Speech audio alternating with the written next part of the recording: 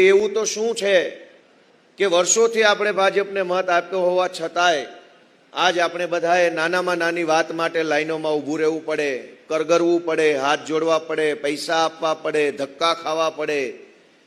એવી તો કઈ તકલીફ છે જે સરકારથી દૂર નથી થતી.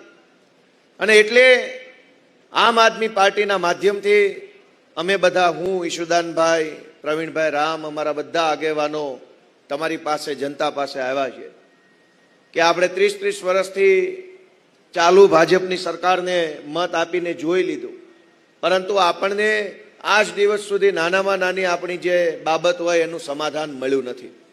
અને આવનારી ચૂંટણીમાં આમ આદમી પાર્ટીને તમારા આશીર્વાદ મળે તો કેવડું મોટું કામ થઈ શકે તેમ છે એ બાબતની વાત માનનીય ઈશુદાનભાઈએ કરી.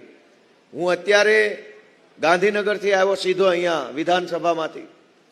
છેલ્લા 1 મહિનાથી વિધાનસભાનું સત્ર ચાલુ હતું અને વિસાવદરના અમારા ખેડૂતોના આશીર્વાદથી વિધાનસભાની અંદર બેસીને મને જોવા અને બોલવાની તક મળી. 1 મહિનામાં મેં જોયું કે ખેડૂતોના કોઈ પણ પ્રશ્ન બાબતે સરકારને કાંઈ ગંભીરતા નથી, કોઈ રસ નથી. દરેક સરકારના ધારાસભ્યો, માણસો માત્ર ને માત્ર મોદી, અમિત શાહ, ભૂપેન્દ્રભાઈ સંઘવીના વખાણો સિવાય કંઈ બોલતા નથી. મેં અનેક પ્રશ્નો ઉપસ્થિત કર્યા. ગઈકાલે જ મારો મુદ્દો હતો કે અનેક ખેડૂતોને ખેતરે જવાના રસ્તાની સમસ્યા ઊભી થઈ છે. ક્યાંક કોઈક દબાણ કરી દે એના કારણે, ક્યાંક ભાઈઓભાગના કારણે, ક્યાંક વાદવિવાદના કારણે હજારો ખેડૂતોને પોતાના ખેતરે જવાના રસ્તાની તકલીફ ઊભી થઈ છે.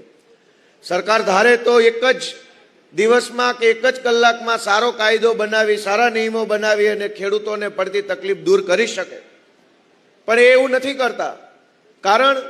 એનું કારણ એ છે કે વિધાનસભાની અંદર દરેક ભાજપના ધારાસભ્યો વારંવાર એવું કહે છે કે અમે કાંઈ કામ કરીએ કે ન કરીએ, મત તો ટાઈમ ટુ ટાઈમ મળી જાય છે, તો પછી શું કામ કાંઈ કરવું જોઈએ.